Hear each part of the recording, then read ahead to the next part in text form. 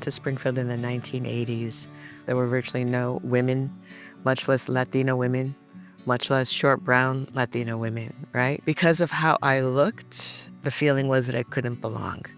And that angered me. There was a sense of injustice. There was a sense of unfairness. So much of how we get to where we're going is because we see someone who's been there. Probably one of the best gifts that Leadership Greater Chicago has given me is visibility in my leadership.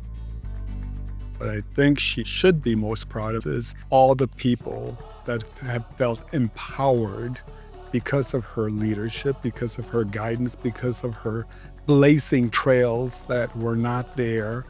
I realized that one of my unique contributions could be to lead with the data and the magnitude of the issue to show the level and the depth of inequality that exists. For most logical, rational people, when you can lay out the logical, rational case based on the numbers of inequality, then it's obvious. Sylvia is very adept at naming difficult issues. She can put a very complex, fraught issue on the table with such grace and such diplomacy, and as a result, we have better and more constructive conversations. Building intentional leadership is that you bring someone with you and creating space for others to be leaders as well. I did that formally through the Leadership Academy of the Latino Policy Forum. We were very intentional about bringing together Black and Latino community leaders to build trust so they can work on issues of community change.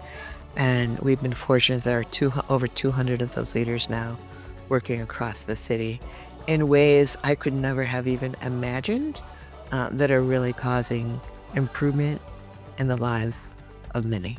She had a vision for the role that the Latino community needed to play in critical policy decisions, and she has truly made it happen.